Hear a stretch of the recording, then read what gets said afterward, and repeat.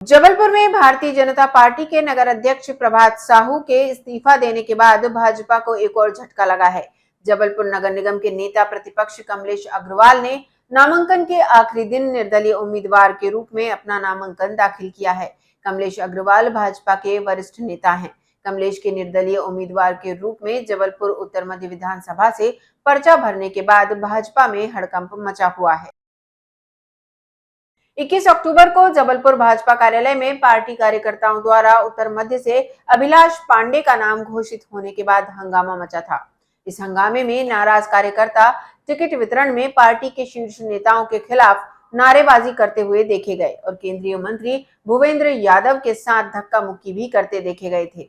Party कार्यालय में हंगामा होने के बाद से इस हंगामे का सूत्रधार भाजपा के नगर अध्यक्ष प्रभात साहू को बताया जा रहा था। वजह है कि 28 तारीख को जब केंद्रीय मंत्री अमित शाह जबलपुर आए तो वे प्रभात साहू से नहीं मिले और टिकट वितरण का आरोप लगाने वाले नाराज नेताओं से गोपनीय रूप से मिले। अमित शाह द्वारा भाजपा नगर अध्यक्ष प्रभात साहू को नजरअंदाज किए जाने के बाद प्रभात साहू ने पार्टी से इस्तीफा दे दिया। भाजपा का एक विकेट गिरने के बाद नगर निगम नेता प्रतिपक्ष कमलेश अग्रवाल द्वारा निर्दलीय चुनाव का फॉर्म भरने के बाद उत्तर मध्य में विरोध और तेज होता दिख रहा है। दूसरी तरफ ऑल इंडिया मजलिस-ए-इत्तेहाद उल मुस्लिमीन के राष्ट्रीय अध्यक्ष असदुद्दीन ओवैसी ने जबलपुर पूर्व विधानसभा से गजेंद्र उर्फ गज्जू सोनकर को टिकट देकर भाजपा और कांग्रेस की बेचैनी बढ़ा दी है। जबलपुर से वाजिद खान की रिपोर्ट। नामांकन फॉर्म आप दाखिल कर रहे हैं, किस तरीके से है और क्या वजह ऐसा है कि आप पार्टी से बागी हो रहे हैं? मैं बागी नहीं हुआ हूँ, चुनाव लड़ने जा रहा हूँ और जनता की मांग है। आज मैं फॉर्म भरने जा रहा हूँ, निश्चित रूप से चुनाव लड़ूंगा। ये जो कुछ कांग्रेसी और कुछ लोग अपने जो यहाँ पे ऐसी बातें कर रहे हैं कि कमलेश भैया नाम वापस ले लेंगे, ऐसा कुछ नहीं है। मैं चुनाव लड़ने के लिए तैयार हूँ, चुनाव लड़ूंगा। तो क्या निर्दलीय प्रत्याशी बनेंगे फिर आप? क्योंकि पार्टी अगर टिकट आपको बी फॉर्म नहीं देती तो मैं लड़ूंगा चुनाव, तो भी लड़ूंगा। किस तरीके से प्राथमिकताएं आप क्या रख रहे हैं किस क्षेत्र की? मैंने अभी मध्य विधानसभा में 2 बार मैं पार्षद रहा हूँ और अभी वर्तमान में महाराजा अग्रसेन वार्ड से पार्षद हूँ और जनता को वहाँ का विकास देखना है। तो 1 साल के अंदर जो विकास हुआ पूरे उत्तर मध्य विधानसभा में नहीं हुआ।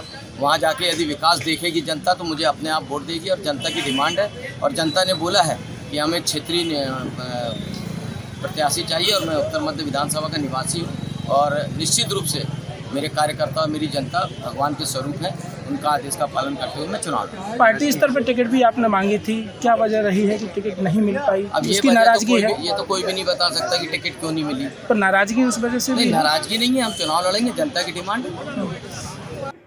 जी बताइए।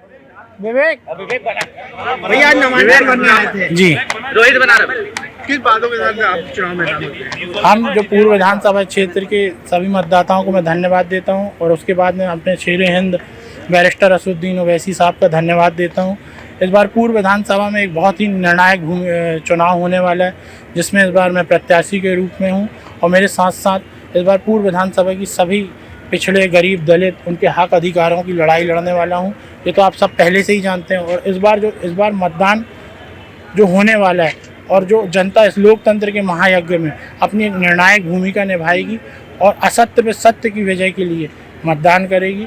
और मैं बैरिस्टर असदुद्दीन ओवैसी साहब जो हिंदुस्तान में अंतिम पंक्ति में बैठे व्यक्तियों के लिए न्याय मान सम्मान की लड़ाई लड़ रहे हैं, जिस तरह वो बेबागी से हिंदुस्तान की लोकसभा में सभी जाति सभी धर्म के लोगों की बात रखते हैं, चाहे वो हिंदू हो, मुसलमान हो, सिख हो, ईसाई हो, अन्य हिंदुस्तान की सभी छोटी बड़ी सब जाति सभी धर्म सभी समाज के लोगों को उनका एक ही उपदेश है, आगे लेके चलना है और गरीब पिछड़े दलित परिवार के बच्चों को अच्छे से अच्छी शिक्षा उपलब्ध करवाना है।